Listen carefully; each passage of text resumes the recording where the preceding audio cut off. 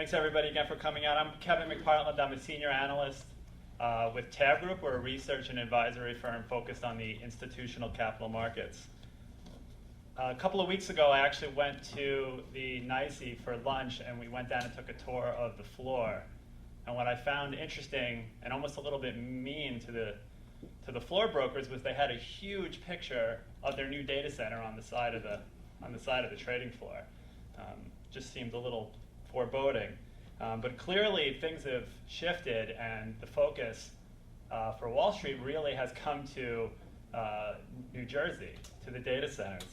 Even if you walk up and down Wall Street from how it was 10 years ago, there's more retail, I think, on Wall Street itself than there are actually financial firms. So a new good tourist destination, but not much else, not many other businesses down there. And then clearly there's a lot of talk about latency, and we're going to get into all of this in more detail. But I still find it amazing. We talk about milliseconds and microseconds pretty commonly these days, how ridiculously fast that actually still is. At the blink of an eye is 300 milliseconds. 300 milliseconds is like a joke in this business now, right? That's an eternity, how many thousands of trades can go on. So it really is unbelievable, and it continues to get faster and faster. But there's more to it, and I think this is something that we'll definitely get into in the panel. There's clearly a move towards lower and lower latency, but there's a huge universe out there that's not quite down to that high-frequency trading, that how many microseconds can we shave off level. There's a lot of trading strategies. Yes, the bar for low latency is definitely dropping. Even for your sort of traditional, say your traditional buy and hold long-only asset manager, you still need to be able to get to the exchange in single-digit milliseconds, or you're out, right? So there's a level, but we have to think that beyond the, say, 200 or so firms that are truly in that ultra-low latency, high-frequency game, there's more to it. For most everybody else, a lot of this comes down to a real return on investment decision. So you can see here on the right-hand side, this was based on a study Tab Group did talking to sell-side firms about their infrastructures. That cost was still the primary driver in how they select their data center space. You can see there's a number of other things that, of course, continue to be important. Security, service, power density continues to come up more and more and more as servers are getting sophisticated and they're putting more processors in. How much compute power can we shove into the smallest amount of space? But it's important to note that there is a huge amount of demand. And we have to think not just about, like I said, those ultra-low latency, but think of the small hedge fund that's in Connecticut that has had 2 racks in a closet in their office and now realizes, for a number of reasons, that won't do anymore. If the power goes out, they're offline. That just doesn't work. Investors are getting a whole lot more sophisticated in understanding what that really means. In fact, investors could actually come in and say that they don't think that's safe. They don't trust their money if that's how your trading is driven.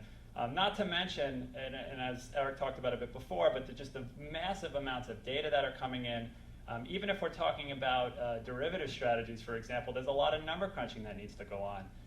So where are you going to get all that power? How are you going to do that? So this is really what's driving, beyond the ultra low latency, is driving the demand for data center space. So with that, we're just going to jump right in. You're not here to hear me. You're here to hear this the great panel we have. So I'm going to just hand it to the panel. I ask if everybody could just introduce themselves, your role, and if you have any opening thoughts, and we'll just start here on the end with Steve. Hi, how's it going? I'm Steve Bonanno, Direct Edge CTO. Very happy to be here today. Hey, I'm Dan from Melissa Securities. I'm the CTO there, and I'm excited to be part of it. Walt Turbridge with RCN Metro Optical Networks. Glad to be here as well. My name is Sean Kaplan. I'm from Active Financial. We're a market data vendor. Great, thanks. So we'll start with a high-level question, and clearly a lot has changed in the last 2 years for the financial markets. So if you look back, and I'll put this out to the whole panel, if you look back at 2009 and then we look ahead into 2010 and 2011, what are some of the main emerging trends around data centers that you've seen, what the changes you've seen already happen, and what do you see happening looking ahead? I guess we can just start at the end with Steve and we'll work down.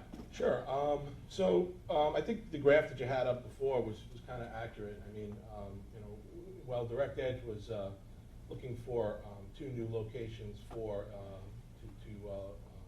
host its Exchange applications, a couple of things came into play. There were a lot of legacy type data centers that were there that were built for technologies, as Kevin mentioned earlier, that have been around a while. So things like, for us, the trends for newer data centers where power density was greater, the ability to cool these sophisticated servers that now put all this processing power into a 2U or 1U box. And also I see a trend that the data center providers themselves are offering services to the people who co-locate at those facilities that actually help them achieve their business models. So things like making sure that there's low latency interconnectivity between themselves and other neighboring data centers, as well as services they might be able to offer for some of those companies that don't man those data centers 7x24, where they kind of do a lights out type arrangement, and they have smart hands type services. So it's really, I feel like the data centers are moving towards assuring that the power density is there to support the newer technologies, and making sure that the interconnectivity amongst all of the places that matter, if you will, is there. I think one of the big trends coming up, maybe not 2010, but definitely for 2011, it's going to be some of the stuff that Eric talked about in his introduction with the virtualization of servers and the virtualization of DR. If we were marketing guys, we'd probably call that cloud, but that's such a word which has no real meaning here. And if you think about it, Ballista runs an ATS, which means during the trading day we need all our machines. But at the end of the day, we don't need those machines once 4:30 rolls around, and they're just sitting there idle. And you could imagine someone else, some high-frequency shop somewhere, who needs one machine during the day to execute, but could use all my machines in the evening to run their strategies for the next day and do whatever analysis they want to do. So I think if you start realizing that there's a lot of redundant hardware sitting there that could be shared between different institutions, there might be some interesting trends for organizations to take advantage of that. Similarly, if you need to operate a DR facility and you don't run in a hot mode, having a whole DR site there filled up with racks of machines that are just turned off 99.999% of the time is also a huge cost especially for a small business. So the kind of virtualized DR sites might become a real important trend that we start seeing coming up. Yeah, I think Mark hit it on a nail on the head with some of the trends being in the colo facilities, a high power density, and really not wanting to pay for white space to cool their facilities. From a carrier standpoint, I think proximity to the exchanges and other areas, and the challenge of developing your low latency strategies across the board. So what we're hearing from our customers, and I would agree with everything these 3 gentlemen have already said. I mean, obviously, number one, power densities, but just as important is cooling technologies and cooling capabilities to cool those new requirements. Clearly, call it cloud, call it what you want, but clearly we are seeing our customers drive to an infrastructure that is deployed across multiple facilities, and interconnecting those facilities is key. And I think that's one of the other things that we clearly see from our customers is now recognizing how important network is and bandwidth to all these applications, as I alluded to. And I think we're all finding that in our own organizations. It's not just the trading application, it's the employees that are getting market data feeds, but they're also need to get online for video purposes, whether it be telepresence for a business application or something else. And in cloud also, bandwidth is one of the most forgotten things, and it's so critical and so important that you have that network architected correctly with inside your remote offices. It's just as important in your data centers. So I'm starting to wonder if I'm on the right panel or not. The perspective that I see comes from a completely different angle. It's not about cost. It's not about I don't even know where you're going with video services. Sorry, Eric. We'll teach you. We can tell you something. But for me, it's all been about the lowest latency, getting in with the ecosystem of the exchanges, of the execution venues, having those tools, and I call it an ecosystem. The partners that you need to deal with, ideally all in a single facility. Yeah? And that's a moving target. That story last year was different than it is this year, and it's going to be different than it is next year as well. Steve's in the middle of moving his data centers right now. NYSE's moving their data centers. There's a rumor mill around, where do you think that exchange is going next? I mean, literally, those are the kind of conversations that are going on. And firms are really wrestling with where to put their infrastructure because it is a lot of headache to move it. And you don't want to move it, and you can't be everywhere. And the exchanges are not all in one place. And finding that right strategic location, unfortunately, may have to, changes a lot more rapidly than we'd like to admit. So to that point, and we talked a lot about cost, obviously the cost of moving your infrastructure is not small. So are those firms that do that making so much money that they can do that and it's worth it? Yeah, absolutely. Cost of infrastructure is nothing. You get a 24-core server for $9,000. Sign a sales order, please.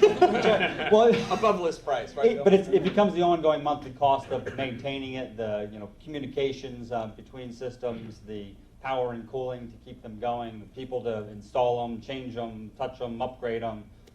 It's not the physical hardware. I mean, to Dan's point on cloud computing, that will be a very interesting day should that become a reality. And I think it can for many systems, for many systems.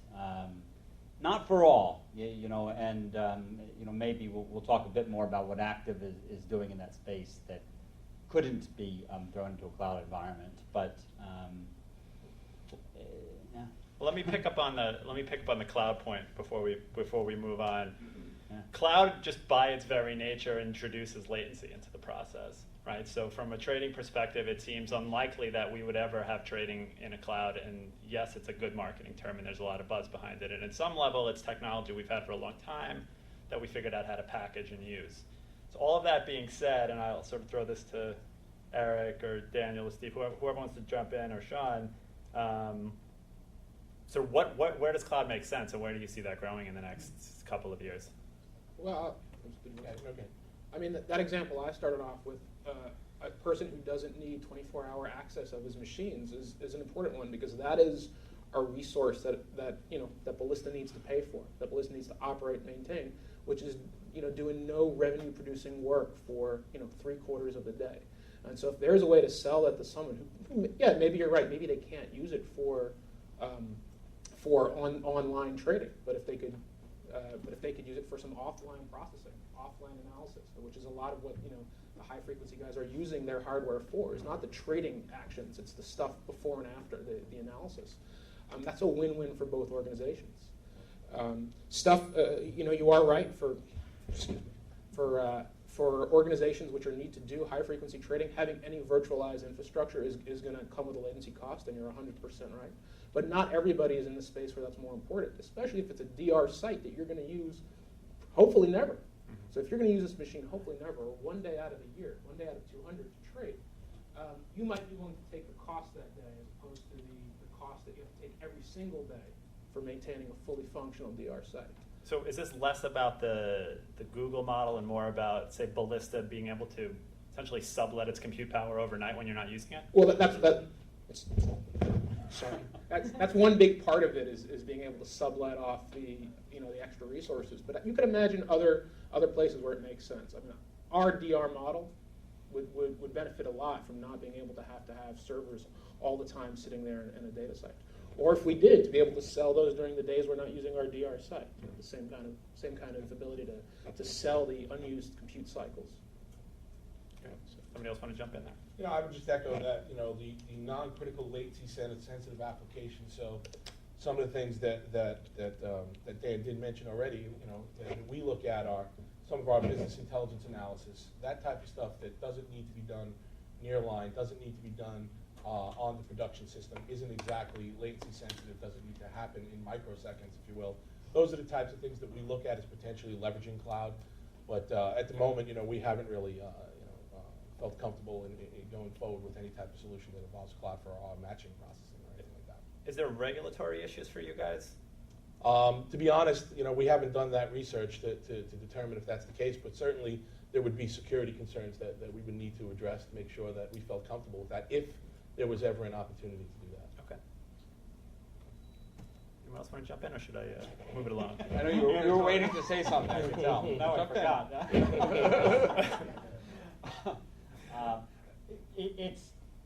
I love the point about utilizing your DR facility and probably leasing off space in our case. Financial services is one of the special cases where latency is as critical as it is. Typically, it's data centers could be located, dare I say, anywhere.